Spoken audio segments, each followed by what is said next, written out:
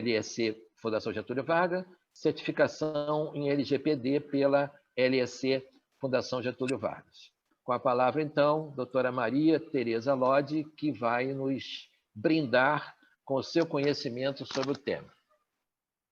Muito obrigada, doutor Benjamin.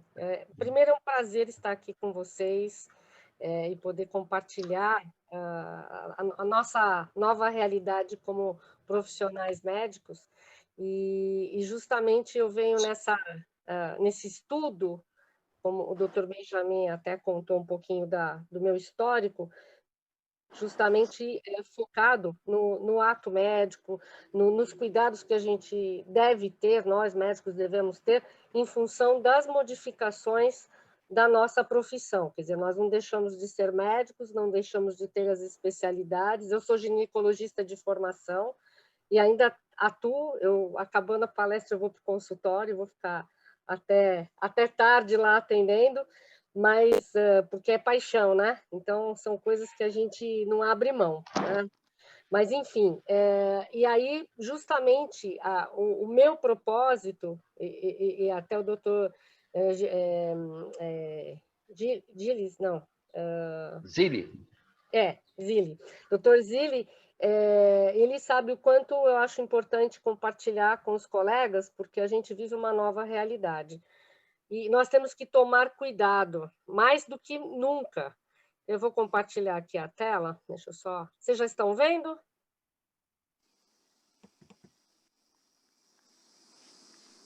Sim. Tá bom? Sim, então tá bom.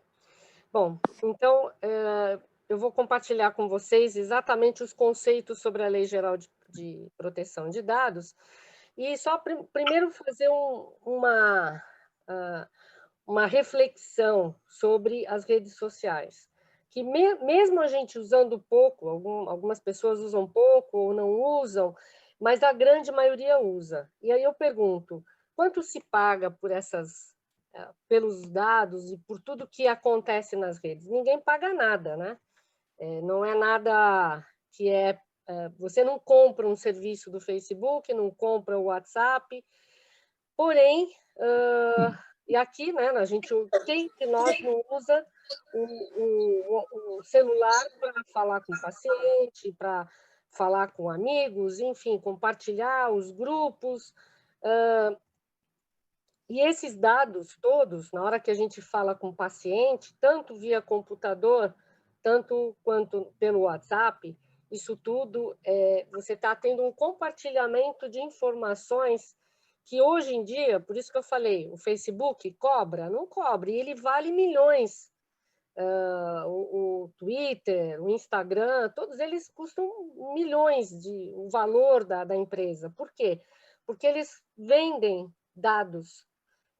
Então, os aplicativos que a gente utiliza hoje em dia, elas são ferramentas. Na verdade, a telemedicina ela é uma ferramenta do nosso trabalho.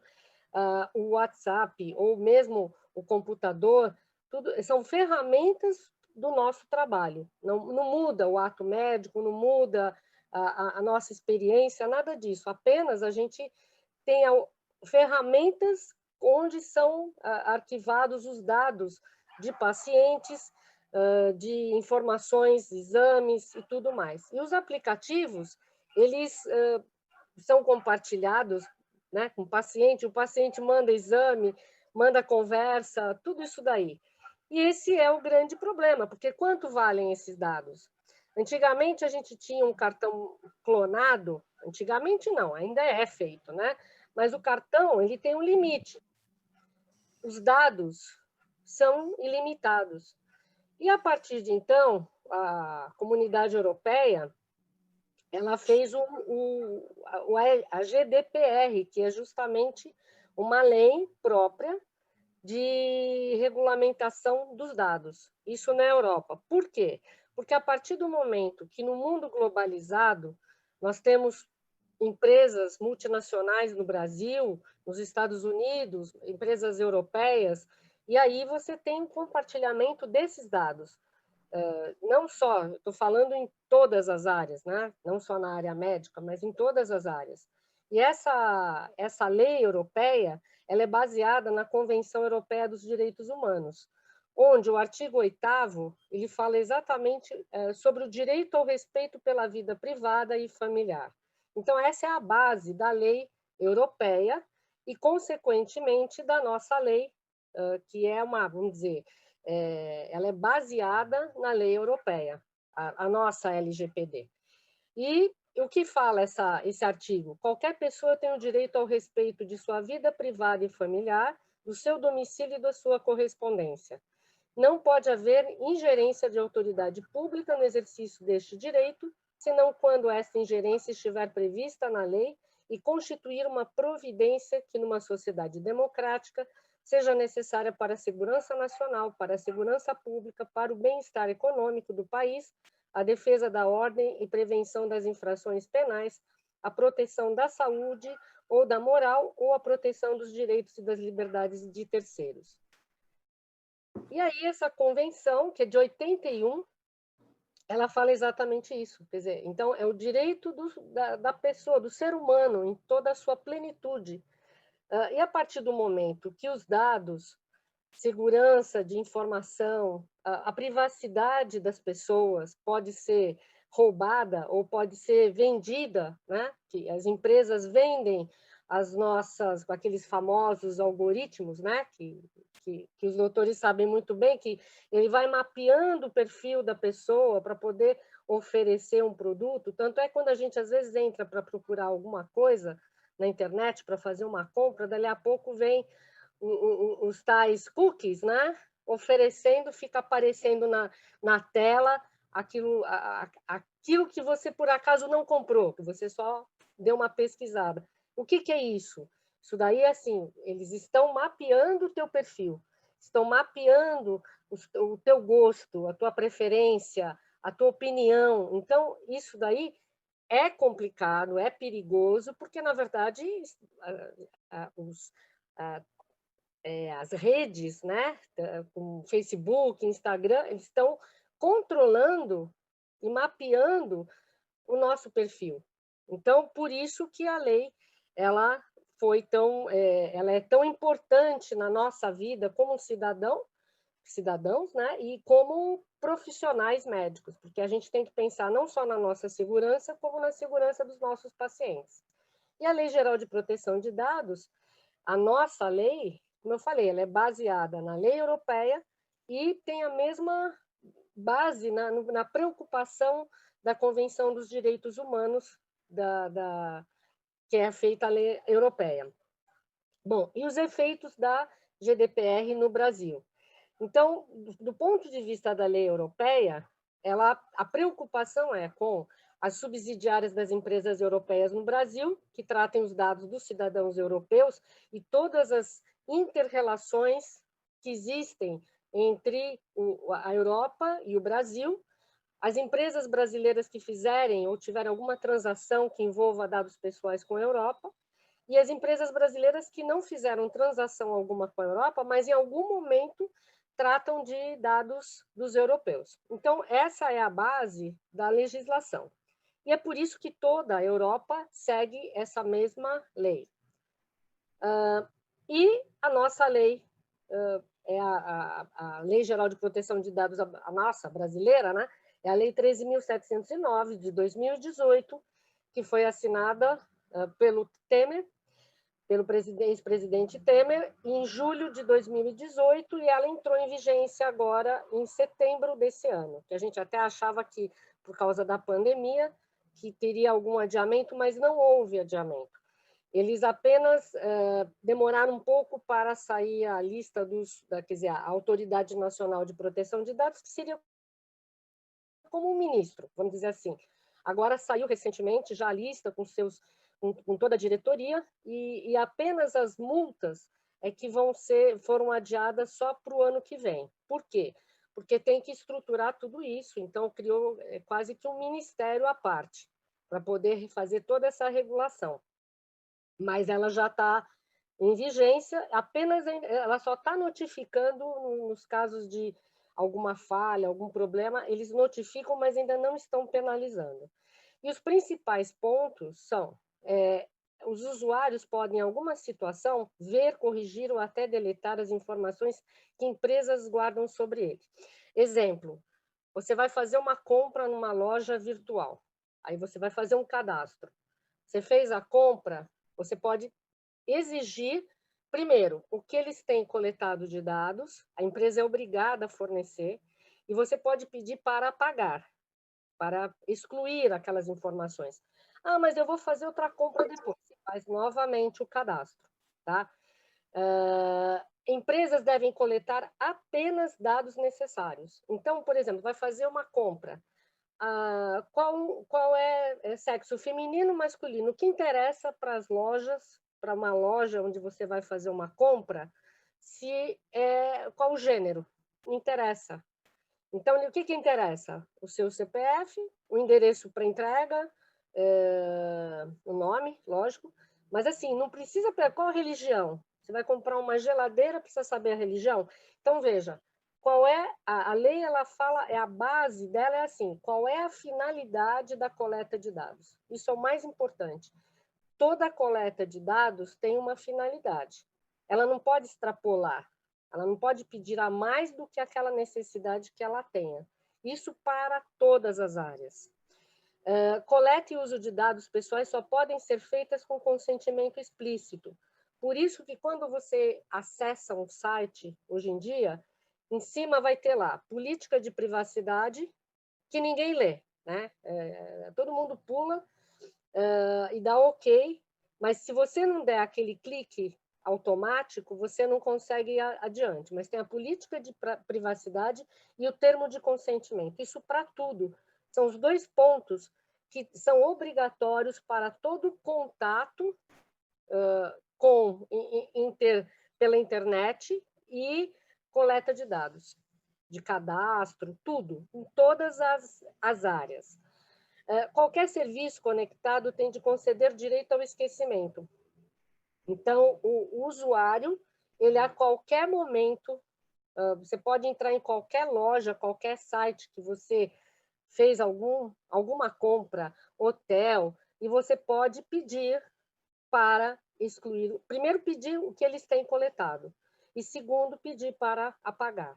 Tá? Informações de crianças ganham proteção especial.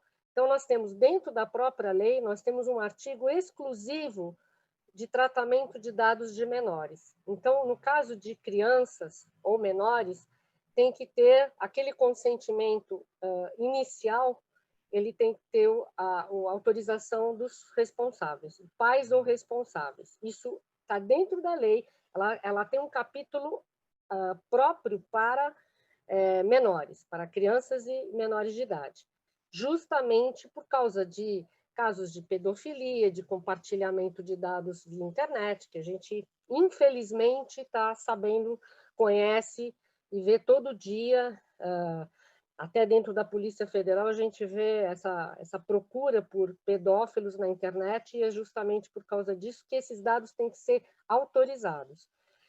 Clientes que tiverem dados hackeados devem ser avisados em até 72 horas. Então, por exemplo, você fez uma compra ou você viajou, fez um cadastro no hotel.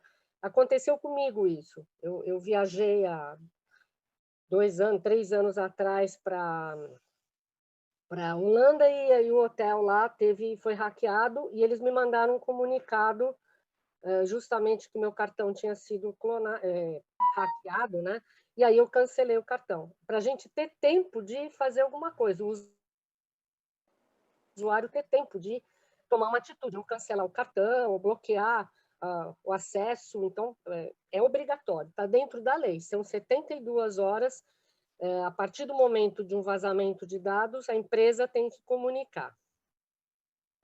Bom, empresas devem informar com linguagem clara e compreensível sua política de proteção de dados. Então, aquele item sobre proteção de dados, ele deve ser muito claro, não pode ser aquele texto complexo, jurídico, que ninguém entende, né? Porque tem que ser para todos os níveis de compreensão das pessoas. Embora a grande maioria não leia, mas tem que estar, a linguagem tem que ser bem clara. os infratores são punidos com multa pesada. Para vocês terem uma ideia, lá na Europa, quer dizer, a GDPR começa com 20 milhões de euros, ou 4% do volume global de negócios da empresa. Aqui no Brasil, como eu falei para vocês, ainda não começou a autuação efetiva dos casos de vazamento, mas na lei já está. 2% do faturamento, chegando até 50 milhões. Então, veja, a hora que as empresas começarem a ser multadas, vai ser terá um impacto muito grande em toda a sociedade, né? Em todas as empresas. E eu estou falando nós também, como médicos, como hospitais, como clínicas. Então, por isso que é importante essa consciência do risco. Bom, dados europeus só podem ser transferidos para países com lei de proteção de dados equivalente à europeia. Por isso que o Brasil procurou justamente fazer a lei, porque senão nós íamos ter muito problema com a parte comercial, com as multinacionais, a indústria farmacêutica e tudo mais que a gente tem de contato comercial com a Europa. Então, por isso que tem que ter uma legislação semelhante à europeia, para poder manter o nível de negócios. Empresas que tratem dados de europeus têm de seguir a lei europeia caso estejam em países não considerados portos seguros. Então, por exemplo, na China, a China não tem a Lei Geral de Proteção de Dados, tá? Então, lá eles têm seguir a mesma lei europeia, embora eles não sigam nada, né? Mas, de qualquer maneira, os grandes negócios passam a ser com países que tenham a mesma legislação ou legislações semelhantes. Grandes processadores de informação têm de guardar registros sobre todas as vezes que manipularam dados. Então, a cada troca de informações entre Europa e Brasil, por exemplo, isso tem que ser comunicado à Autoridade Nacional de Proteção de Dados na Europa. Bom, principais disposições nas transferências de dados. Dados comerciais são decisões de adequação, né? Nos termos do artigo 45 da Lei Geral de Proteção de Dados, a Comissão tem o poder de determinar se um país de fora da União Europeia oferece um nível adequado de proteção de dados. Então, eles que vão definir. Eu estou colocando isso tudo porque, na verdade, a nossa lei ela é muito parecida e tem todo o arcabouço, toda a estrutura semelhante à europeia. E com os Estados Unidos não têm essa Lei Geral de Proteção de Dados, mas eles têm outro acordo global. Então, essa troca de informações, ela segue uma outra lei, um pouco diferente da europeia e da nossa lei, só que, por exemplo, nos Estados Unidos, a gente tem o FCPA, que é uma lei que todo o comércio feito, toda a transição feita de dados com os Estados Unidos, a gente responde pela lei americana, pelo FCPA.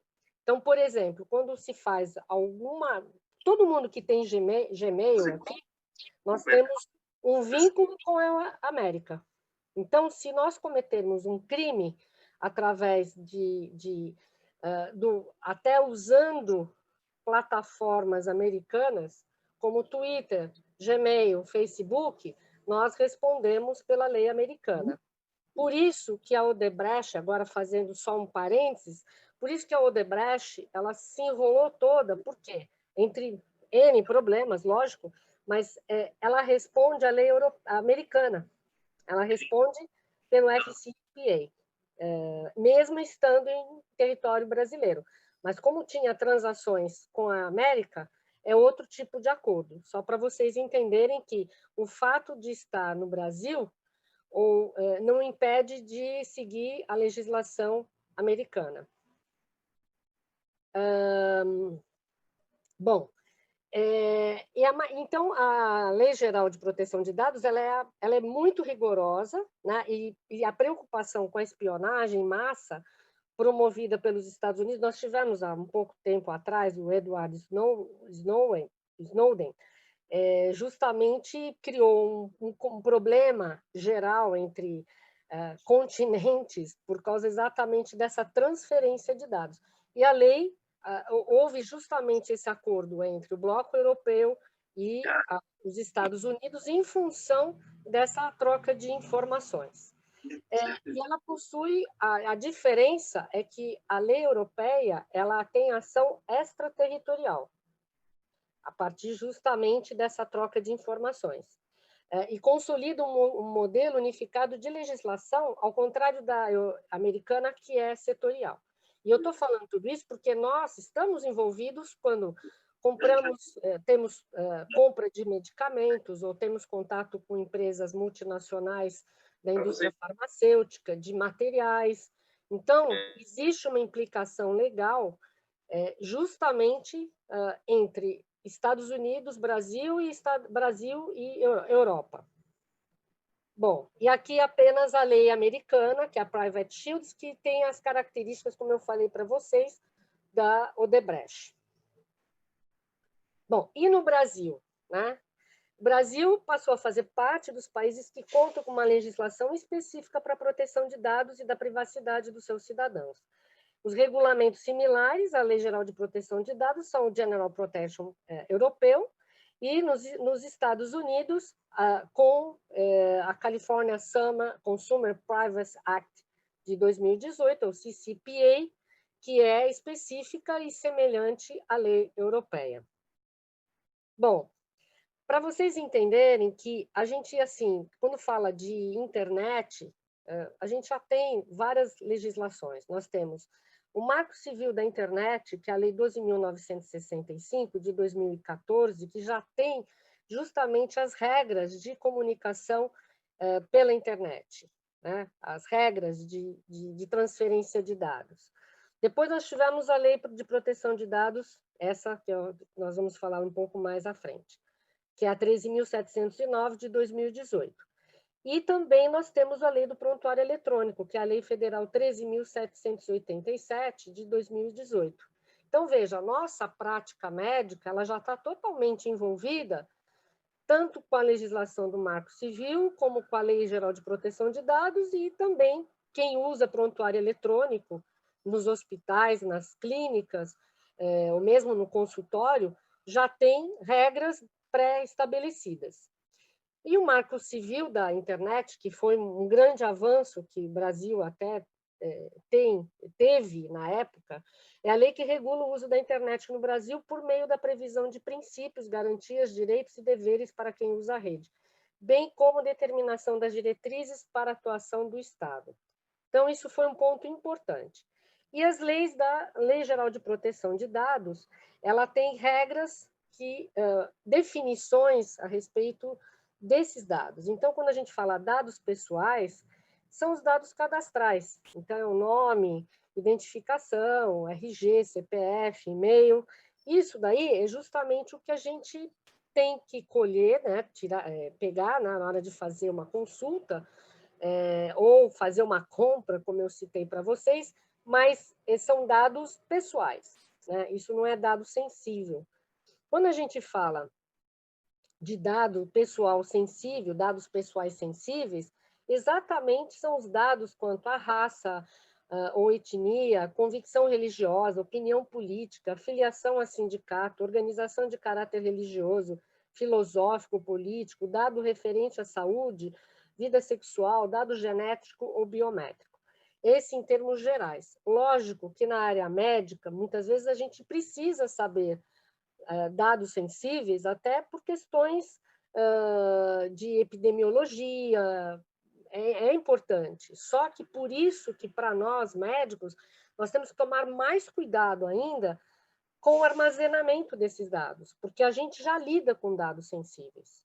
Faz parte da nossa profissão você saber se uma pessoa, por exemplo, homossexual, até por causa de rastreamento de doenças, ou alguma coisa assim, a vida sexual da pessoa, por exemplo, eu estou dando só exemplos, mas assim, é importante saber dados que são individuais e pessoais, que, lógico, na hora de fazer uma compra, você não tem, isso não é importante, mas para nós médicos, muitas vezes é necessário, até para poder fazer o rastreamento. Eu lembro na época da AIDS, quando começou, né? A gente tinha que fazer todo o mapeamento, porque não se sabia nem direito, né, como é que era o contágio e tudo logo no começo.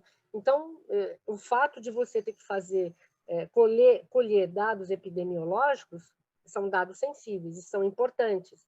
Então, por isso que nós temos que estar muito mais preocupados com o armazenamento desses dados. E quando a gente fala armazenamento, a gente fala de tratamento. Na verdade, o tratamento é desde a hora que você coleta e toda a sequência, para onde vão esses dados, vai para uma nuvem, fica armazenado aonde? Fica, isso, essa preocupação a gente tem que ter diariamente, ou pelo menos dentro de um hospital, a responsabilidade, lógico, é do hospital. Numa plataforma de atendimento, é necessário saber para onde vão esses dados. Eu, por exemplo, eu faço consulta por teleconsulta, eu faço mista, né?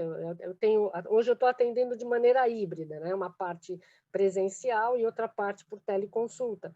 A teleconsulta eu tenho um pendrive meu, onde eu ponho todo o meu arquivo, justamente para evitar que vá para uma nuvem.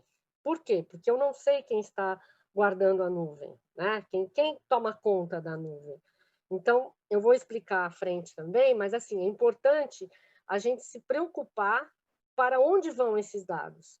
E aí, quando a gente fala de tratamento, é toda operação realizada com dados pessoais, que se referem não só à coleta, produção, recepção, classificação, utilização, acesso, reprodução, transmissão, distribuição, processamento, arquivamento, armazenamento, eliminação, no caso, quando você tem que eliminar, avaliação, ou controle da informação, modificação, comunicação, transferência, difusão e extração. Por isso que quando a gente, no consultório, contrata uma empresa, por exemplo, de tecnologia, vocês têm que ter muita certeza quem é que está fazendo esse trabalho. Tem que ter um CNPJ, não pode ser... eu tenho um amigo que fez um curso de tecnologia, ele vai cuidar para mim do meu prontuário.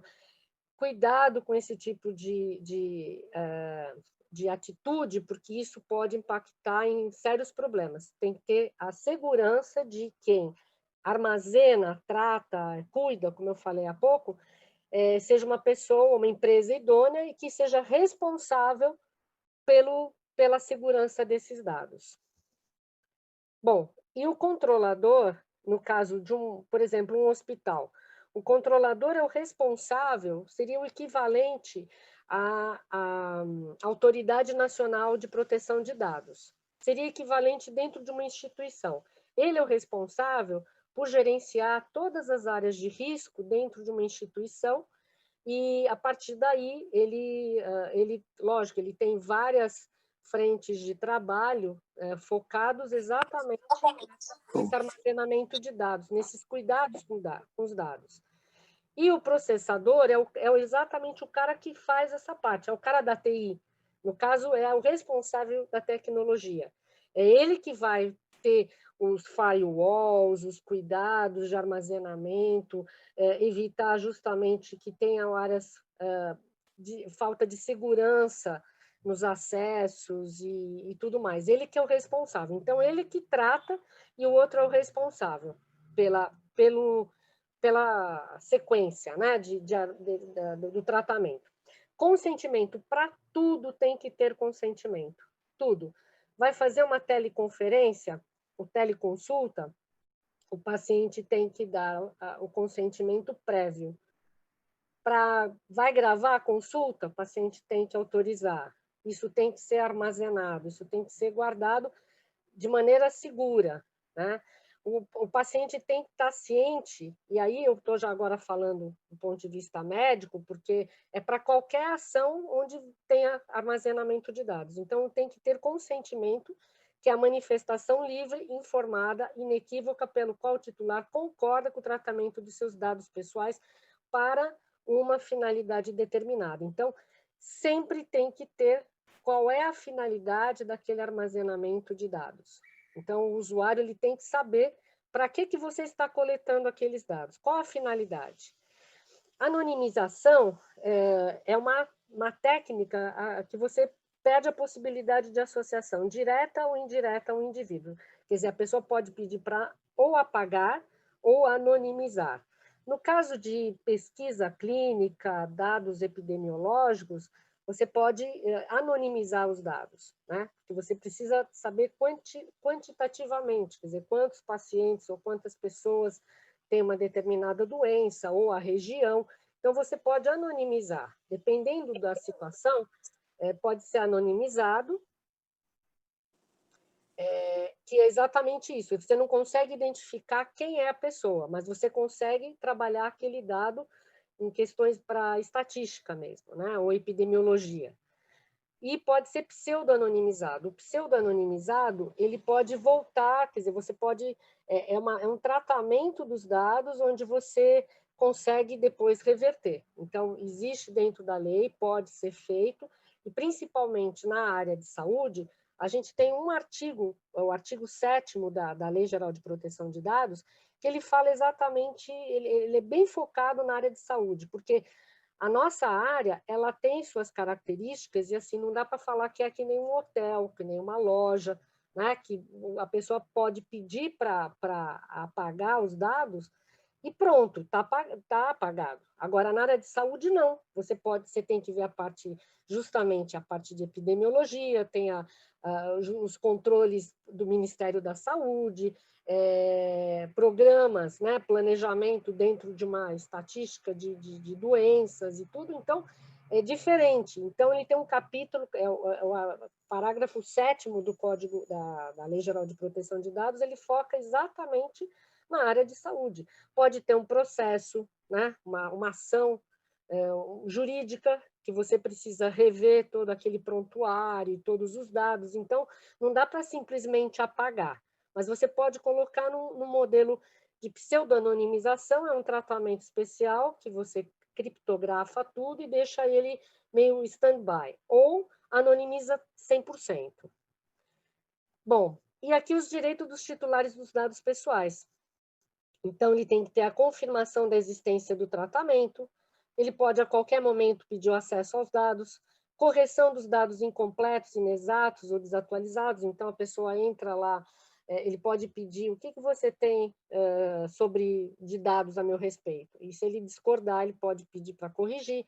Como eu falei, anonimização, bloqueio, eliminação dos dados tratados em desconformidade com a LGPD, ele pode pedir para eliminar os dados, dependendo da situação. Portabilidade dos dados a outro fornecedor ou produto, que é o problema do nosso atendimento para passar para uma operadora, uma plataforma dentro de uma operadora de saúde, né? Isso nós vamos atender dentro de uma plataforma de uma operadora? Nós vamos atender dentro de uma outra plataforma? Qual o grau de segurança desses dados? Quer dizer, como é que estão sendo armazenados esses dados? Porque a responsabilidade também é nossa, não é só da empresa. Então, por exemplo, agora tem várias empresas comercializando plataformas de teleatendimento. Então, assim, quem responde por aquelas informações coletadas pelo médico? Porque somos nós que estamos armazenando, alimentando esse banco de dados. Então, é por isso que é importante saber para onde vai, né? Qual é a transferência. Eliminação dos dados pessoais tratados, informação das entidades públicas e privadas com as quais o controlador realizou o compartilhado de dados. Então, é no caso justamente das áreas de saúde, né, ou das instituições de saúde, com o Ministério da Saúde, com as secretarias de Estado. Então, esses dados não podem simplesmente ser apagados, eles têm que ser tratados. Informação sobre a possibilidade de não fornecer consentimento sobre as consequências da negativa. Então, assim, se você não der o consentimento, existem complicações e podem ter consequências, né? Revogação do consentimento, a qualquer momento o usuário pode falar, eu estou tirando o meu consentimento, não quero mais. Isso para qualquer situação. E revisão por pessoa natural de decisões automatizadas. Bom, e não esqueçam que a gente está no mundo globalizado. Os seus dados hoje estão aqui, daqui a um segundo ele pode estar em Taiwan, né? Então, não existe mais Não, eu só falo com, né, no Brasil, ou, tá tudo interligado. E esse impacto justamente da Lei Geral de Proteção de Dados e da GDPR no Brasil, ele justamente cria um vínculo muito grande com a Europa e Estados Unidos.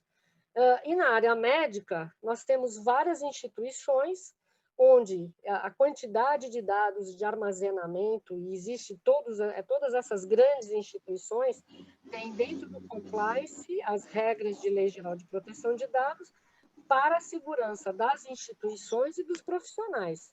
Porque se houver um vazamento, o impacto na imagem da instituição é muito grande. Às vezes é maior do que o próprio roubo, né? E na saúde, como é que a gente vai ficar, né? Como é que nós já estamos? A gente já tem uma regulamentação da telemedicina, ela já está em consonância com as regras internacionais pela Associação Médica Mundial, então as regras são muito correlatas, então a gente não tem problema em relação ao Conselho Federal de Medicina e todas as regras dentro das instituições médicas. É que, assim, os médicos não conhecem exatamente o dia a dia da lei, né? Esse é o nosso problema. E aí a gente pode ter esses problemas, como eu falei há pouco. A norma editada pelo Conselho Federal de Medicina ainda é mais rigorosa que as regras internacionais. Impõe regras rígidas quanto à preservação de dados dos pacientes. Então, ele está dentro do próprio Código de Ética, ele já fala: o médico é obrigado a preservar todos os dados trocados por texto, imagem ou áudio entre médicos, pacientes ou profissionais da área. As informações devem ser guardadas por 20 anos. Isso pela Lei Geral de Proteção de Dados e pelo Conselho Federal de Medicina. Bom, e quem gerencia e controla a nuvem? Essa é a nossa preocupação. É isso que nós temos que saber. Os dados coletados por nós na consulta, no hospital, na clínica, está sendo tratado aonde?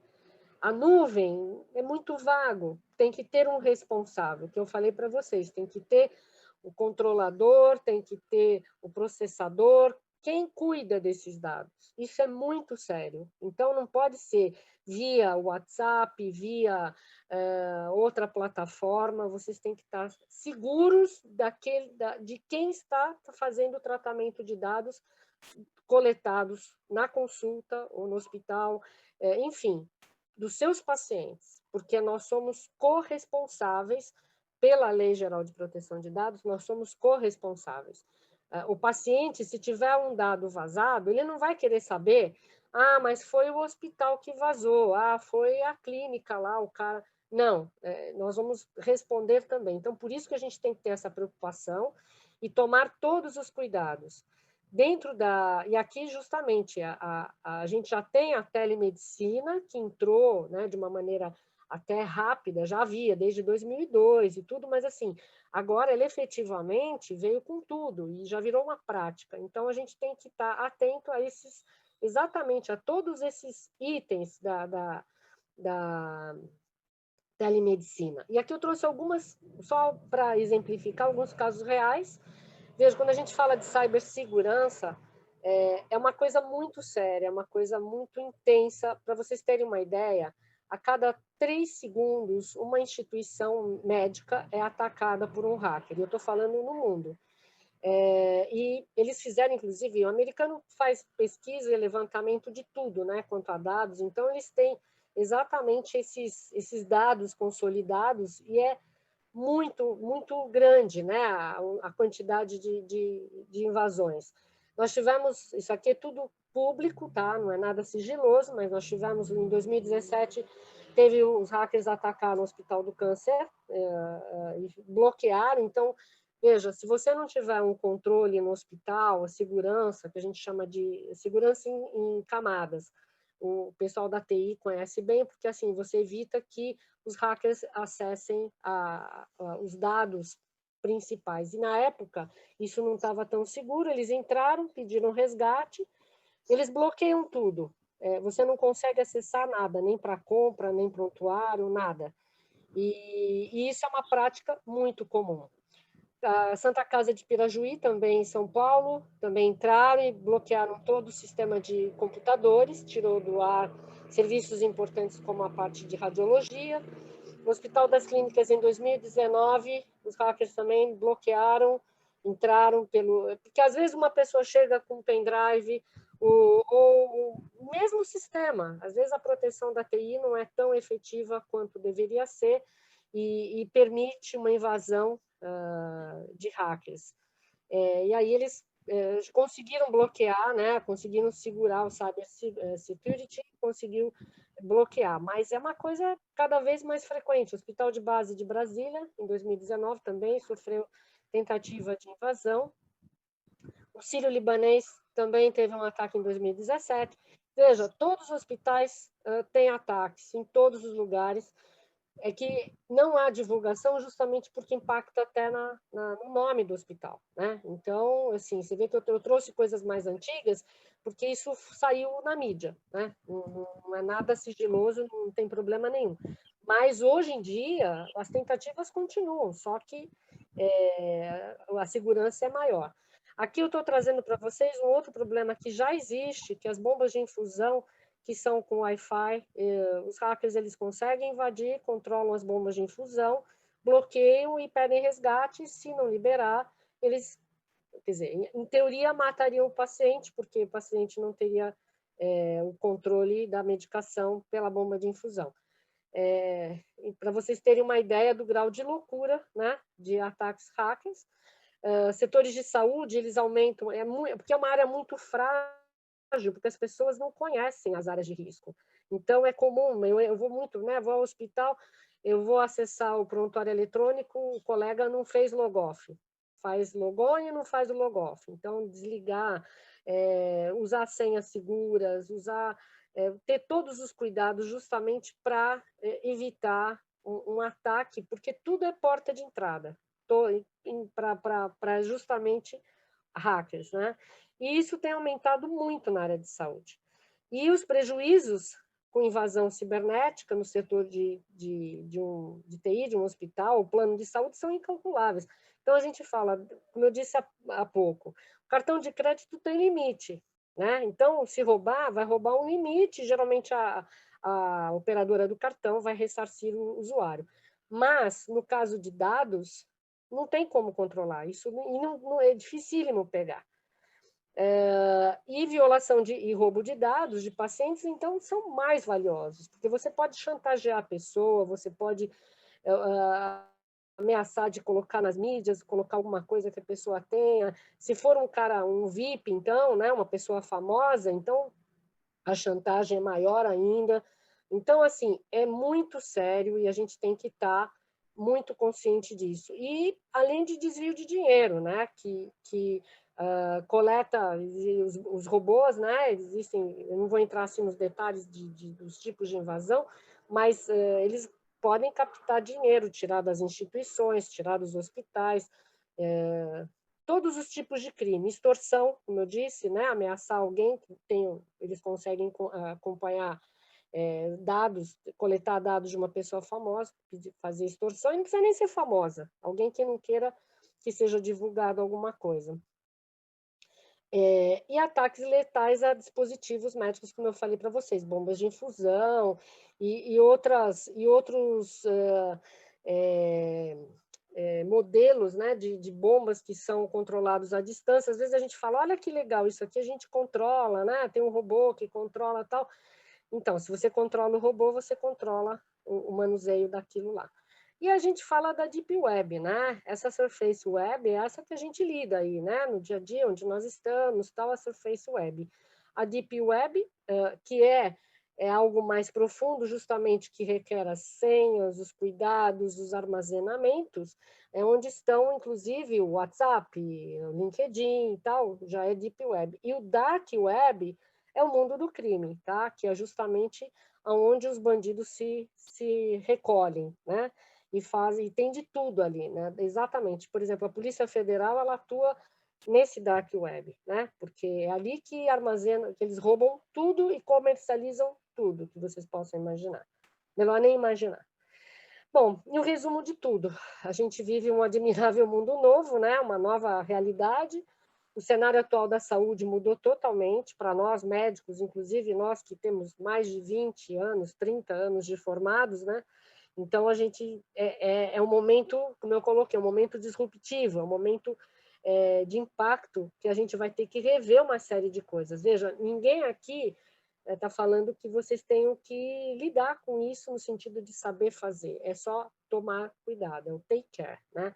Tome cuidado, fique atento, porque, assim, qualquer bobeada, a gente pode ter um problema muito sério. Eu trouxe a história do Brumadinho, porque a gente usa muito na área de riscos e na área de compliance, a gente usa muito a palavra mitigar riscos. Então, veja, a Lei Geral de Proteção de Dados, ela, na verdade, ela não vai evitar que haja o roubo de dados, ela não vai evitar que um hacker entre numa instituição, mas a gente tem que mitigar o risco. E aí são processos, né? Então, se você toma conta direitinho desses dados, no sentido de ter uma empresa idônea, não usar plataformas que não sejam seguras, veja, pode usar um WhatsApp para mandar uma orientação, mas evitar uma consulta, evitar uma coisa mais complexa, que inclusive precisa ter o prontuário eletrônico, né? Precisa ter esses dados armazenados, enfim. Se você mitiga o risco, a pena será menor, o problema será menor. Se a gente deixa correr, deixa de qualquer jeito, a gente tem uma situação como essa. É mitigar riscos. E aí a gente passa a ter um céu calmo, um mar calmo, uma coisa mais tranquila para a gente poder exercer a medicina na sua plenitude. E era isso, muito obrigada. Estou à disposição para tirar dúvidas. Ok, doutora Maria Tereza, muito obrigado pela apresentação, foi excelente, né? E eu pediria aos colegas que quiserem fazer perguntas ou fazer algum tipo de interação, que nessa barra inferior clique em participantes e embaixo tem raise hand, quer dizer, levantar a mão. E aí eu vou saber que essa pessoa tem uma pergunta a fazer. Eu vou começar fazendo uma manifestação. Essa semana, no nosso conselho, eu participo aqui do CREMERG, nós discutimos algo sobre a coleta de imagem de uma pessoa que, porventura, vá a uma consulta no hospital ou numa clínica. Então, ele pega o seu carro, estaciona, entra na recepção, apresenta seu documento à secretária e é encaminhado para a sala de espera para consulta. Ele é monitorado desde o horário que ele chega lá na rua, no estacionamento, na entrada, nos corredores, na sala de espera. Então, queria que a senhora nos explicasse o que pode e o que não pode em termos de coleta de imagem. Sim, coleta de imagem tem que ter uma plaquinha, aquela história, você está sendo filmado. Você tem que avisar a pessoa que ela está sendo filmada. Pode ser uma plaquinha lá desde o estacionamento, na entrada da clínica, você está sendo filmado. Eu teve um caso recente da Hering, da loja Hering, que eles filmavam as pessoas que entravam e saíam da loja. E justamente eles tomaram um processo porque assim, faltou a plaquinha. Então é uma coisa simples, é só a plaquinha. A pessoa tem que saber, sabe aquela do elevador? Atenção, você está sendo filmado, né? Então assim, você tem que avisar que a pessoa está sendo filmada. Bom, e na rua que tem tanta câmera? Aí entra na questão pública, porque aí é segurança pública, né? Então já não, ele sai da regra do privado, né? Então, em ambientes privados, particulares, tal, a pessoa tem que saber que ela está sendo filmada. Ok. Mas, doutora Maria Tereza, se todo o processo de coleta de dados tem que ter a participação da pessoa, quer dizer, tem que ter o consentimento, e se essa pessoa que entra no hospital não quer ter a sua imagem coletada? Como fazer? A imagem, no caso então, ela tem que assinar o termo de que ela não quer ser, ela assina que ela não quer, e aí não pode, tem que eliminar esses dados. Então, pode até filmar, você não vai desligar a câmera por causa de uma pessoa, né? Mas filma e a parte dela tem que ser... ela tem que avisar que não quer, e aí a própria empresa tem que eliminar aquele trecho onde ela aparece. Ok, entendi. Bem, temos uma pergunta aqui de um colega que se identifica como Reprogenética Campus. Eu gostaria que a pessoa falasse, mas e se identificasse fisicamente. E que aparecesse a sua imagem. Bom dia, Francisco Colucci, de Campos. Sim. Olá. Olá, bom dia. Bom dia. Então, a minha dúvida é em questão a projetos de pesquisa clínica, onde nós vamos tratar esses dados de paciente e, às vezes, transmiti-los. Isso tem que constar dentro do escopo do projeto? Eu tenho que colocar isso dentro do consentimento? Qual seria a orientação nesse sentido? Tem que colocar no escopo do projeto e tem que colocar o termo de consentimento para o paciente. Ele tem que autorizar justamente a pesquisa. É o que eu falei, a finalidade. Então, qual é a finalidade? Estou armazenando seus dados para tal projeto, né? E o paciente tem que dar autorização. Tem que estar no escopo do projeto e autorização do paciente. Tanto é que normalmente o paciente, quando vai fazer um exame, qualquer coisa, ele já tem que dar uma autorização de cara. Isso no dia a dia. Quando é via web, existe exatamente o mesmo termo de consentimento, é a mesma coisa, ele tem que dar autorização. E na área de genética, inclusive, nós temos um capítulo à parte na área de hackers, né? Porque é uma outra tentativa louca que não cabe aqui. Um outro dia eu venho para contar para vocês, mas assim, a coleta de dados genéticos, eles andam atrás, vocês têm que tomar mais cuidado. Exato. Porque dados genéticos valem milhões. Ainda mais agora, com pandemia, com não sei o quê, com vacina, muito, assim, é uma área mais crítica ainda. Perfeito. Obrigado, muito obrigado. Nada, imagina. Okay, obrigado, doutor. Doutor Emílio Zilli. Bom dia a todos. Bom dia, minha querida doutora Maria Tereza. Muito obrigado por ter aceitado o convite.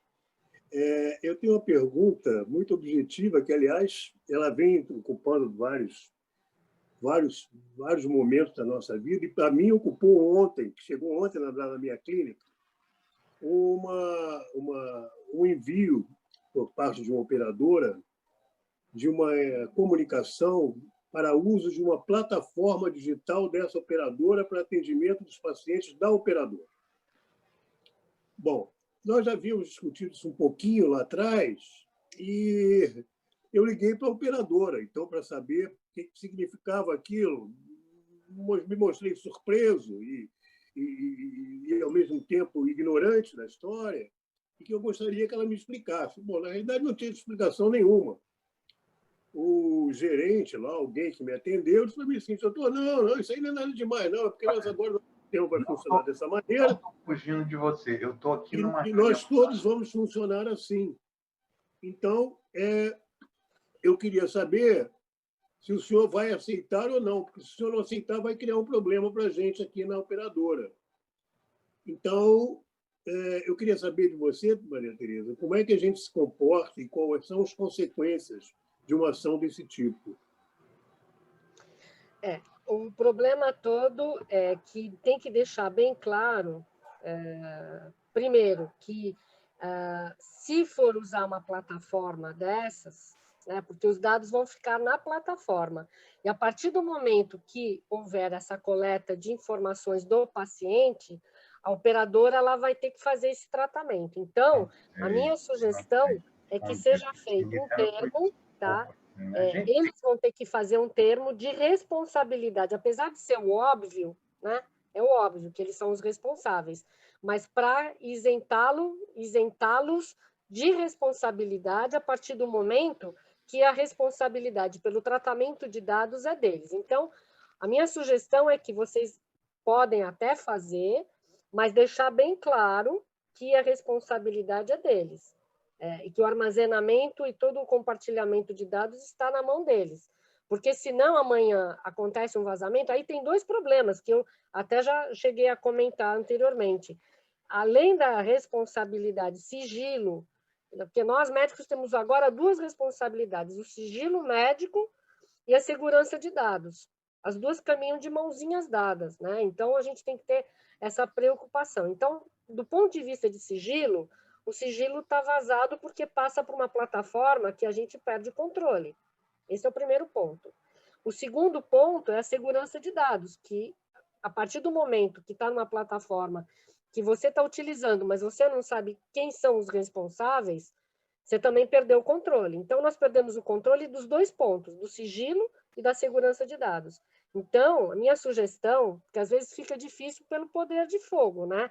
De uma instituição versus um médico, dois médicos, vai ficar mais difícil. Ou através de uma sociedade, aí é diferente, né?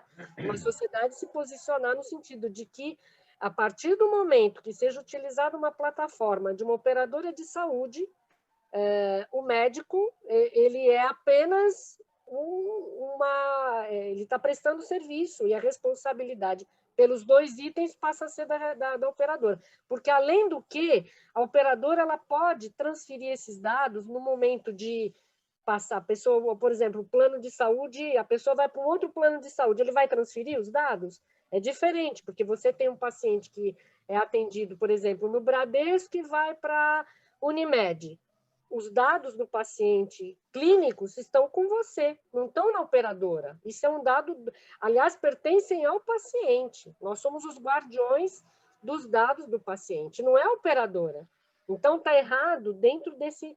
essa responsabilidade, ela está errada, porque não é da operadora e não é quer dizer, o sigilo e os dados do paciente. Então, talvez, ou através de uma instituição, como vocês, por exemplo, deixar claro, fazer um termo que os médicos não têm a responsabilidade a partir do momento que está sendo, foge da nossa mão. Como é que nós vamos ser responsáveis pelos dados se não estão na nossa mão?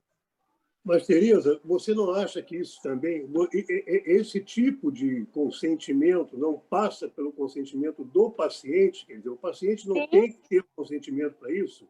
Então, qual é a forma que nós, como médico, ou como sociedade, podemos efetivamente nos proteger? Seria, por exemplo, um documento das sociedades médicas especializadas e das associações médicas, através do seu serviço jurídico, informando aos médicos que, na realidade, eles, para atenderem isso, eles teriam que ter um termo de responsabilidade dos pacientes ou um termo de responsabilidade da operadora, porque isso aí está ficando uma prática comum e daqui a pouco vira uma bola de neve.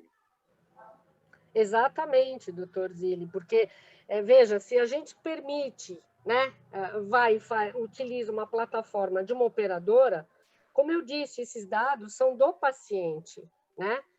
Não são nem da operadora, nem da plataforma, são dados do paciente. Então, diante de tudo isso que a gente conversou, quer dizer, as sociedades eu acho que teriam que se posicionar nesse sentido. E o paciente tem que autorizar previamente, com certeza.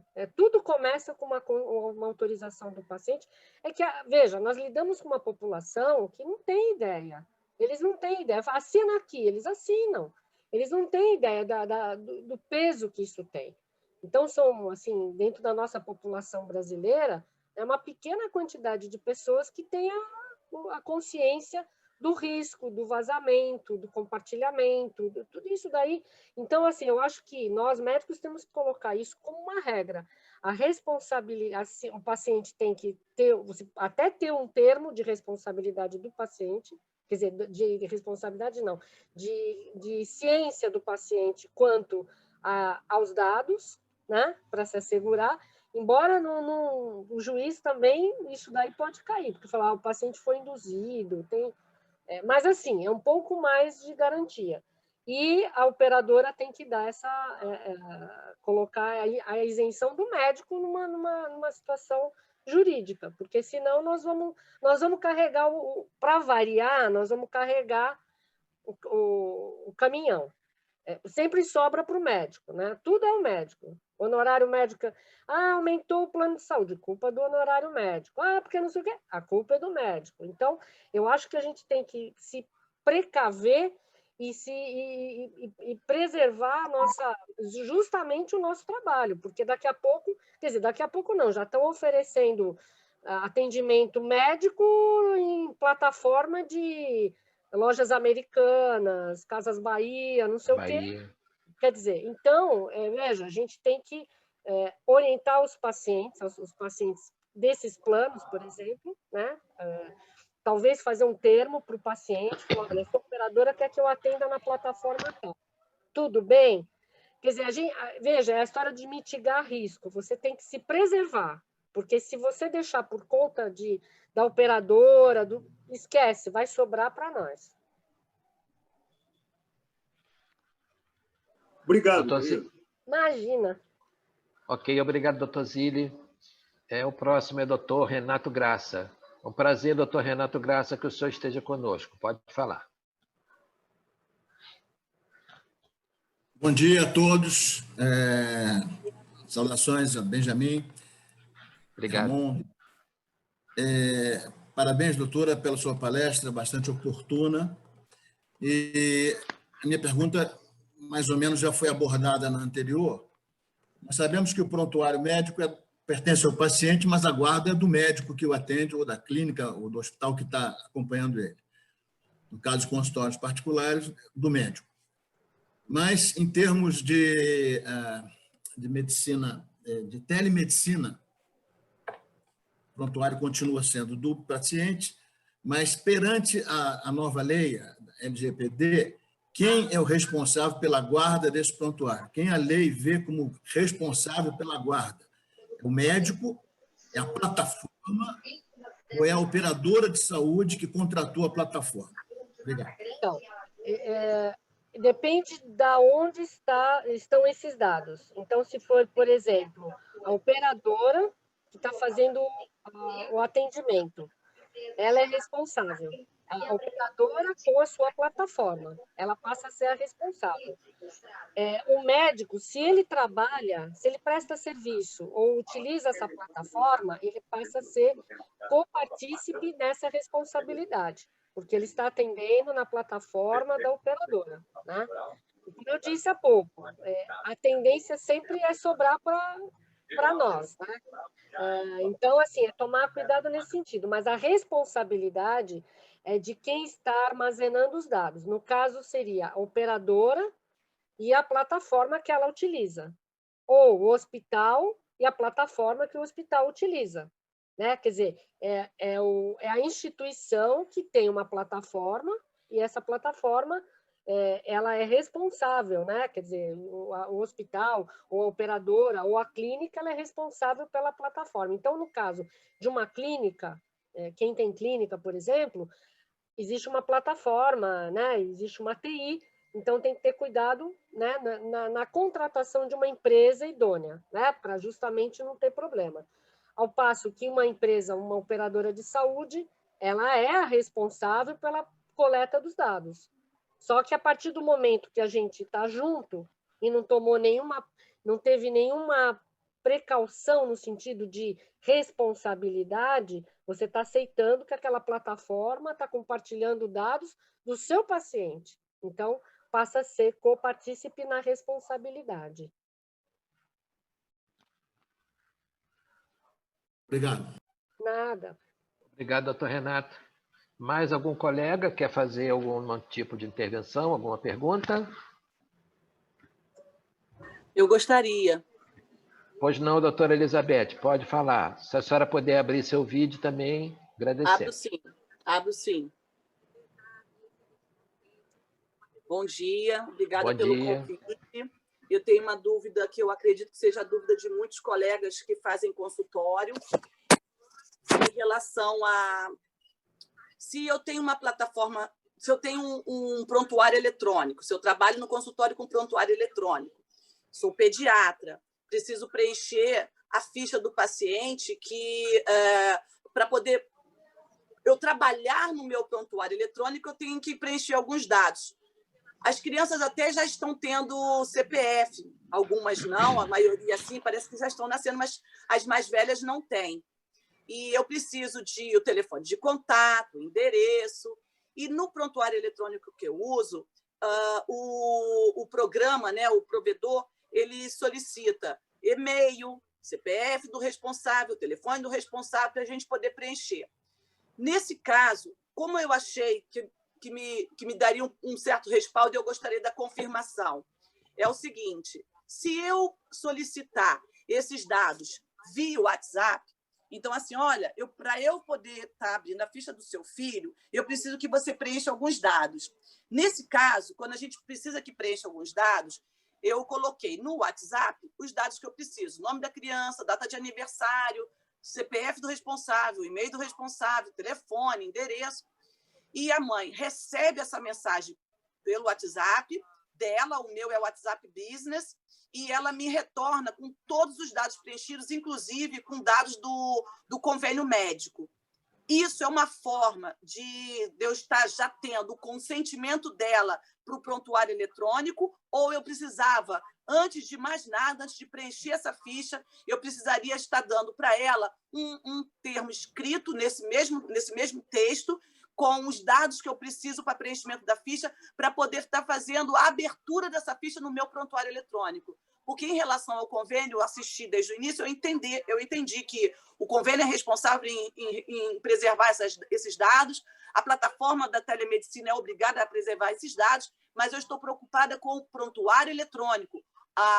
Todo o meu atendimento é eletrônico. Então, eu tenho uma certa preocupação sobre esses dados preenchidos e sobre esse trâmite entre sair da informação da mãe para chegar para mim e eu abrir o prontuário eletrônico.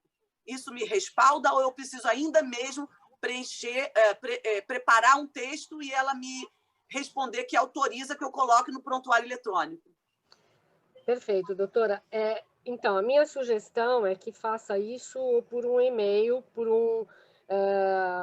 existem já termos de consentimento que a pessoa pode mandar por e-mail, ou eu não sei a plataforma, se ela tem condição de fazer isso via e-mail, né? Aí depende, tem algumas plataformas que já mandam esse termo.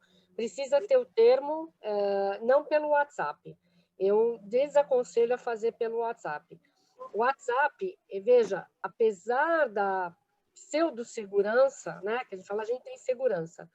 Com o WhatsApp, a gente não tem segurança. Todo dia a gente escuta acesso, pessoas que foram acessar, que tiveram o seu celular hackeado, né, e aí vazam os dados. Volta e meia, vocês devem ter isso também, né, no nosso dia a dia. Então, eu aconselho a fazer via e-mail, com um termo que a pessoa vai assinar, pode ser eletrônico, tem alguns modelos que a pessoa assina de maneira eletrônica, autorizando esses dados, e ainda mais quando é criança, são dados sensíveis. Então, assim, tem que tomar mais cuidado ainda. Justamente pedir autorização prévia para os pais, né, para a família, ter esses dados arquivados, esse consentimento arquivado dentro do prontuário, e fazer de preferência ou numa plataforma, que eu não sei se é o caso da doutora utilizar, ou fazer via e-mail. Pode fazer via e-mail, coloca lá o anexo, né? Ela assina. Existem o DocSign, que é um tipo de documento eletrônico. Existem alguns com certificado digital, que são mais simples. Então, tem algumas maneiras de fazer isso de uma maneira mais simples, não precisa contratar grandes empresas, nada. E aí você tem a segurança de que o responsável pela criança autorizou, compartilhou dados sensíveis e você fica segura de que tá dentro das regras da lei. Se eu fizer um documento no Word, eu faço um documento no Word, peço para que ela imprima em qualquer computador, impressora, assine, faça uma foto ou escaneia a esse documento assinado, me devolva e depois preencher, imediatamente depois preencher esses dados, isso serve? Serve, mas não para o WhatsApp. Não, tudo bem, tudo bem. Tá bom, vou fazer isso, então. Serve, não tem problema. Pode ter esse termo, não tem problema. O importante é que, assim, como eu disse, o WhatsApp ele não é uma plataforma segura para esse tipo de troca de informações, entendeu? Não é seguro. Então, pode ser roubado o celular, pode ser acessado, tudo isso pode acontecer. E aí os dados vão estar lá, né? Então, é mais seguro fazer desse jeito. Faz um termo e anexa ao prontuário da criança. E esse termo, existe assim um textozinho bem simples, apenas eu autorizo a doutora Elizabeth a preencher os dados pessoais meu e do meu filho para preenchimento de prontuário eletrônico. Basta isso? Basta isso. Basta isso. Certo. Ela está autorizando a enviar os dados e o armazenamento de dados no seu consultório. Isso basta a mãe ou o pai? Porque a gente hoje Tanto tem muito pais. pais e que às vezes a mãe autoriza. É o responsável pela criança. Tá bom. Basta um. O responsável pela criança. Mesmo que estejam em litígio, eu não tenho nada a ver com isso. Não. Não, aí alguém está assinando como responsável pela criança. Porque aí, senão a gente vai entrar no mérito do litígio, aí fica mais complicado ainda. Não, basta um, porque ela é uma pessoa responsável. Tá certo. Desculpe o atraso ou a demora. Obrigada. Por nada, e muito obrigado, doutora Elizabeth.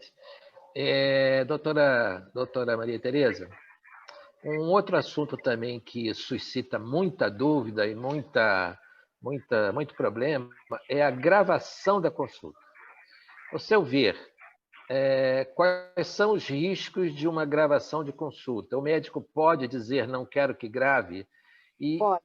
É claro que, mesmo assim, o paciente pode estar, ou o acompanhante pode estar gravando sem o conhecimento do médico, né? Então, nos fale alguma coisa sobre isso. Então, dentro da própria lei, e até pela normativa, pela medida provisória que saiu no início da pandemia, ele tem algumas regras, entre elas que a gravação do paciente, quer dizer, o médico gravar a consulta tem que ter autorização do paciente, tá? E também abriu, porque a gente não tinha na legislação nada que falasse que o paciente não pudesse gravar, né? Agora, com isso, quer dizer, se eu, médica, não posso gravar a consulta, o paciente pode dizer, porque você tem que perguntar, né? Se vai ser gravado, você tem que pedir a anuência do paciente, ele assina um termo dizendo que tudo bem, está gravando, ou não aceito. O inverso também é verdadeiro, né? Então, se... é que, assim, a relação médico-paciente está ficando tão burocrática que se a gente perguntar, escuta, a partir do momento que você vai gravar a consulta, não pode, né? Fica muito estranho, né?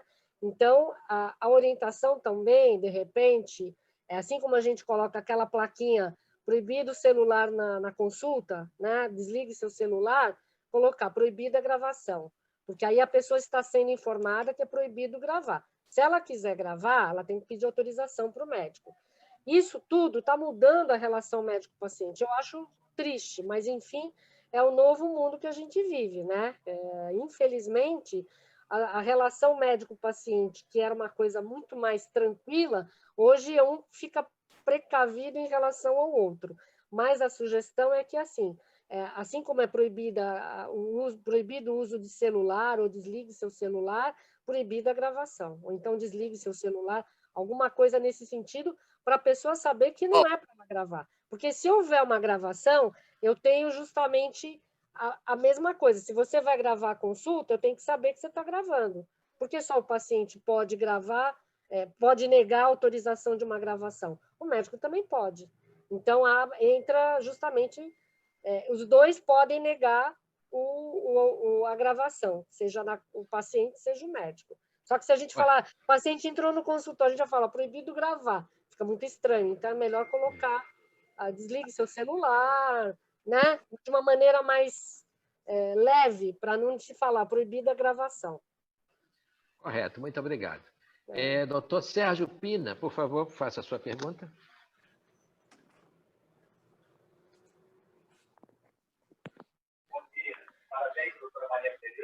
Obrigada.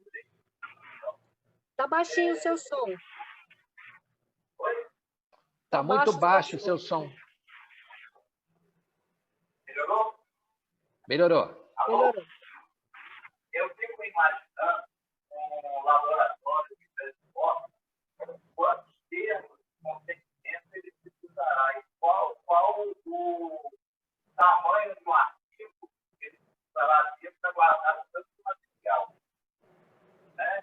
Sobretudo, a lei ela é boa teoricamente, no contexto, para salvar, né, ou proteger os dados do paciente. Mas é um grande problema para as entidades quando enfrentam aqueles que querem usá-las para aproveitamento, né, do processo. A minha pergunta é quanto tempo uma instituição deve guardar essas autorizações para a proteção? 20 anos. 20 anos. 20 anos. Pois é, desde esse ano você tem que ter um bom espaço para guardar essa atividade. Obrigado, parabéns. Obrigada. Doutora Elizabeth Caetano, quer fazer uma nova intervenção? Gostaria, sim. Eu esqueci de perguntar uma coisa. Por favor. Para esses pacientes que vão preencher a ficha recém-chegados, já entendi, vou fazer isso a partir de segunda-feira. Para os meus outros tantos, que eu já estou com o prontuário eletrônico há 20 anos, como o colega até perguntou, eu tenho que mandar e-mail para esse povo todo que eu estou com o teu... Ai, graças a Deus. Então, assim, a partir de agora tem que ter isso. O passado passou. Eu digo que estou guardando e acabou. Isso. A minha sugestão é assim, à medida que eles forem voltando, você vai atualizando. Tá? Tá. Atualiza quem voltou e não tem, atualiza. E os mais antigos, não precisa convocar todo mundo, porque a lei ela é a partir de 2018, tá? Então, assim, o que é anterior, a lei é sempre a partir do momento que ela entra em vigência. Então, todo paciente que entrou no consultório, quer dizer, todo paciente que entrou no consultório de 2018 para cá, marcou a consulta. Na hora da confirmação da consulta, eu mando para o e-mail, que ele tem que aceitar o termo antes, e aí já é uma forma de eu estar renovando. Isso, exatamente. Perfeito. Então, como ela foi assinada em 2018, entrou em vigência agora, 2020. Então, o que é anterior a 2000, é que esses 2 anos são exatamente o período de adaptação da sociedade, né? Então, vamos a partir de agora, tá? Então, setembro, tá? Obrigada. Ok, não temos mais perguntas, né? Então, eu gostaria de agradecer aqui a presença de todos, né? Agradecer imensamente a senhora, doutora Maria Tereza, né, pela aceitação do nosso convite e por estar aqui conosco nessa manhã. Muito obrigado e transfiro a palavra à senhora para as suas despedidas. Eu que agradeço, muito obrigada pelo convite. Eu fico muito feliz de poder ajudá-los, né? No momento que eu acho que... Eu estou formada há 39 anos e assim a gente viu a medicina mudar de uma maneira tão enfática, né? Quer dizer, coisas que a gente fazia tem que mudar totalmente a nossa maneira. Mas o que eu puder ajudá-los, estou à disposição, contem comigo e vamos em frente, né? É isso aí. Então, um bom dia para a senhora, um bom dia a todos e até uma próxima oportunidade.